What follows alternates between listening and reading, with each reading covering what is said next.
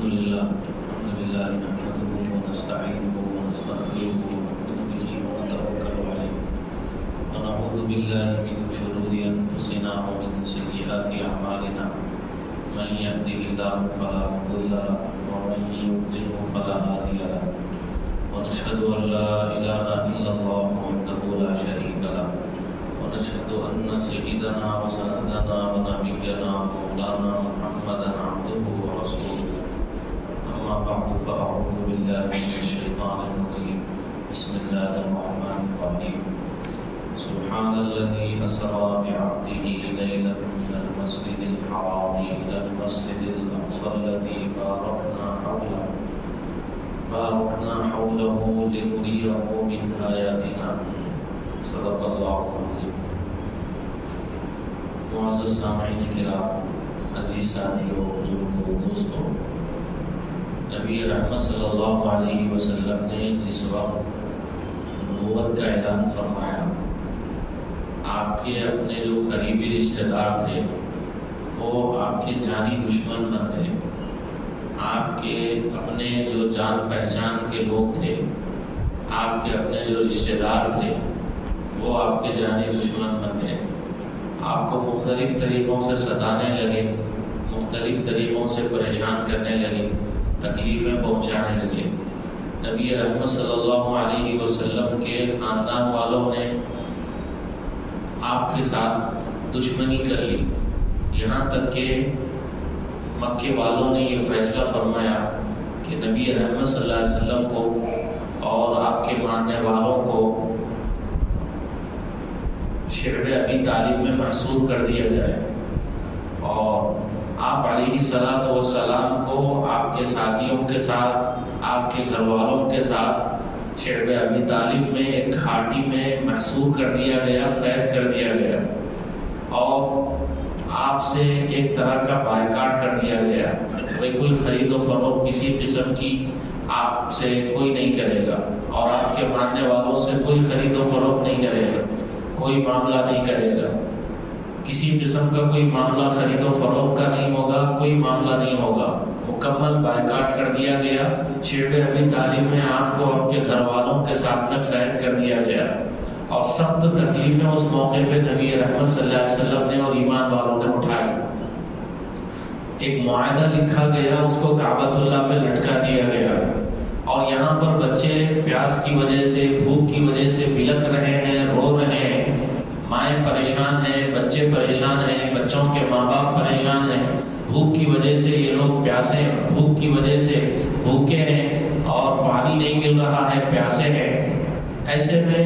نبی رحمت صلی اللہ علیہ وسلم نے یہ وقت بھی گزارا شعب ابی طالب میں.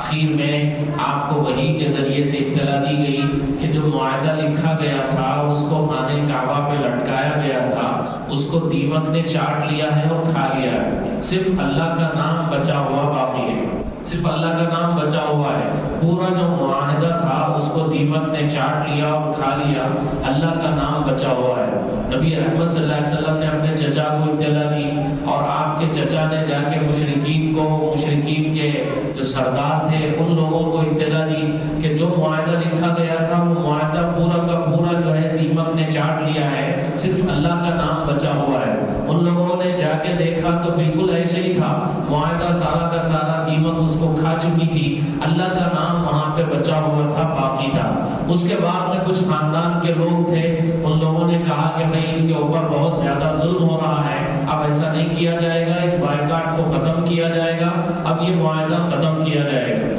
اس کے بعد میں یہ معاہدہ ختم کیا گیا. پھر اس کے بعد میں نبی رحمت صلی اللہ علیہ وسلم کے چچا ابو طالب کی موجودگی میں بہت سے ایسے مشرکین تھے جو نبی رحمت صلی اللہ علیہ وسلم کو تکلیف دینا چاہتے تھے، ستانا چاہتے تھے، پریشان کرنا چاہتے تھے، ایذا پہنچانا چاہتے تھے، لیکن آپ کے چچا کی موجودگی کی وجہ سے ان کی ہمت نہیں ہوتی تھی. اب یہاں پہ ابو طالب آپ کے چچا بیمار ہوئے، انہوں نے سوچا کہ اس بیماری میں ابو طالب کی وفات ہو گئی، اس کے بعد ہم نے محمد صلی اللہ علیہ وسلم کو تکلیف پہنچائی یا ستایا تو لوگ کہیں گے کہ جب تک ان کے چچا زندہ تھے کسی کی ہمت نہیں ہوئی، اور اب چچا کے دنیا سے جانے کے بعد بھتیجے کو ستایا جا رہا ہے، پریشان کیا جا رہا ہے، اس لیے ہم چچا کی موجودگی میں جا کے ان سے بات کر لیتے ہیں. اور مشرکین کی کا ایک وفد، ایک جماعت پوری کی پوری آئی ابو طالب کے پاس میں آ کے انہوں نے کہا کہ تمہارے بھتیجے جو ہیں وہ ہمارے معبودوں کو برا بھلا کہتے ہیں اور ہمارے معبودوں کو گالیاں دیتے ہیں، ہم یہ چاہتے ہیں کہ وہ اپنی اس حرکت سے باز آ جائے اور ایک نیا دین وہ لا کے لوگوں کے سامنے پیش کر رہے ہیں، اس نئے دین کی وجہ سے خاندانوں میں جدائیاں ہو رہی ہیں اور باپ بیٹے کا دشمن بنا ہوا ہے، بیٹا باپ کا دشمن بنا ہوا ہے، ایک نئے دین کی یہ دعوت دیتے ہیں، ان سے کہیے کہ یہ اپنے اس نئے دین کی دعوت سے باز آ جائے اور ان سے کہیے کہ یہ ہمارے معبودوں کو برا بھلا کہنے سے، ہمارے خداؤں کو برا بھلا کہنے سے رکے۔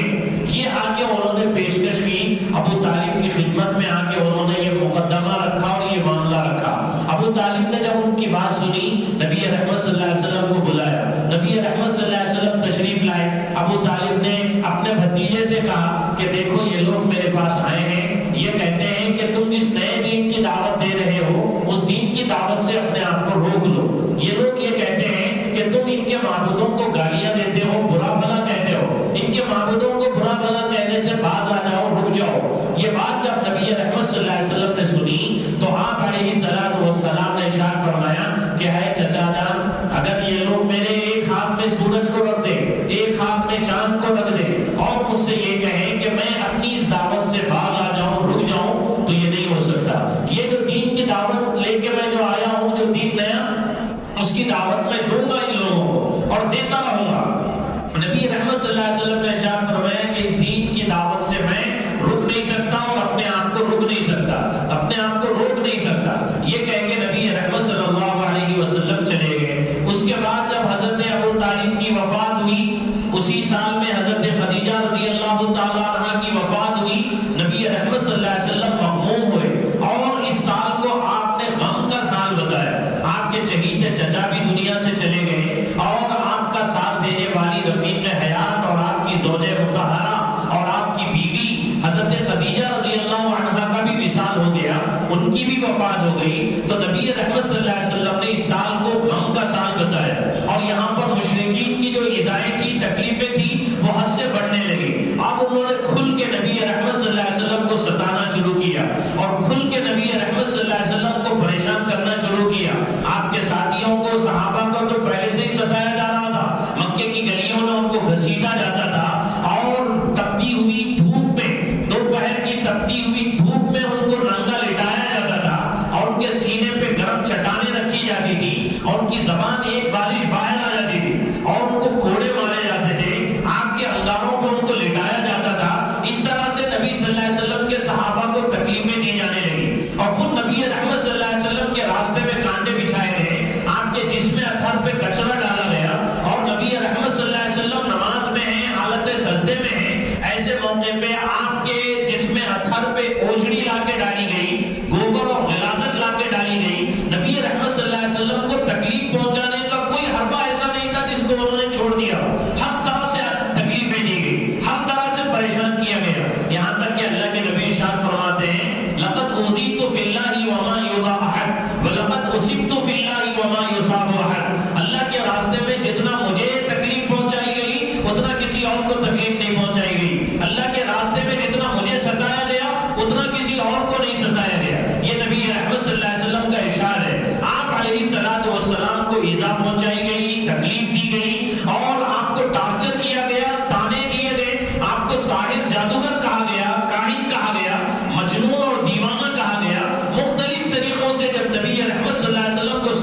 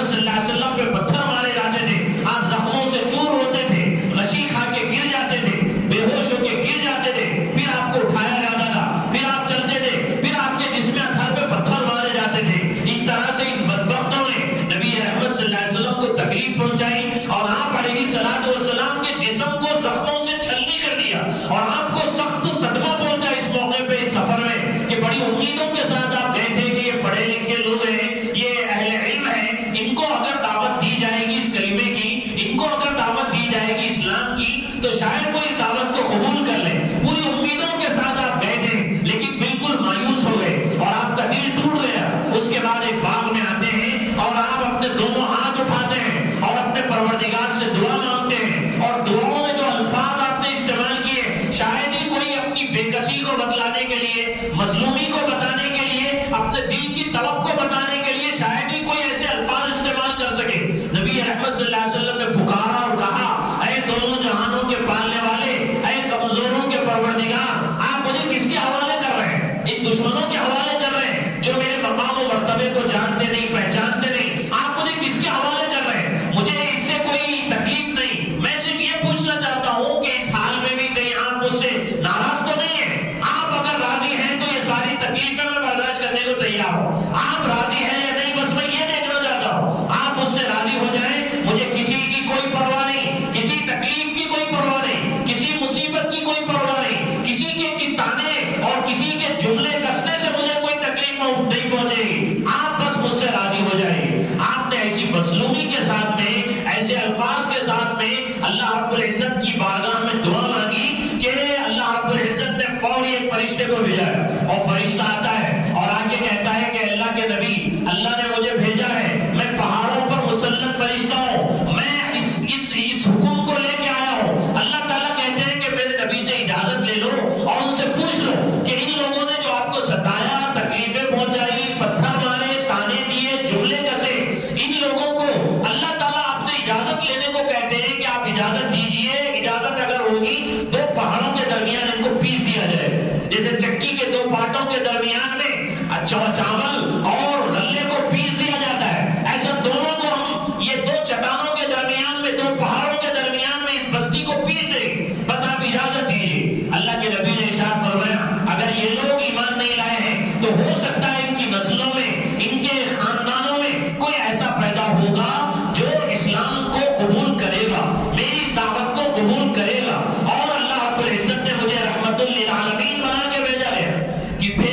اللہ تعالیٰ نے مجھے رحمت للعالمین بنا کے بھیجا ہے، کسی کے لیے زحمت بنا کے اللہ نے مجھے نہیں بھیجا۔ اس لیے میں یہ نہیں چاہتا کہ کوئی ایسی بددعا کروں ان کے حق میں، یا پھر ان کے حق میں کوئی ایسی اجازت دوں جس کی وجہ سے ان کو پیس دیا جائے یا ان کو برباد کر دیا جائے، ان کو ہلاک کر دیا جائے، مجھے یہ پسند نہیں۔ میں تو بس یہ دعا کرتا ہوں، اللہم اہد قومی فإنہم لا یعلمون، اے اللہ اس قوم کو ہدایت دیجیے، یہ لوگ مجھے جانتے نہیں، میرے مقام کو پہچانتے نہیں۔ اللہ کے نبی نے ایسے موقع پر بھی ان لوگوں کے لیے جو دعا فرمائی، وہ ہدایت کی دعا فرمائی کہ اللہ ان کو ہدایت دیجیے، یہ لوگ میرے مقام کو جانتے نہیں، پہچانتے نہیں، یہ لوگ ایمان نہیں لائیں گے، ان کی نسلوں میں کچھ ایسے لوگ پیدا ہوں گے جو ضرور اس کلمے کو قبول کریں گے اور اسلام لائیں گے، مسلمان بنیں گے۔ یہ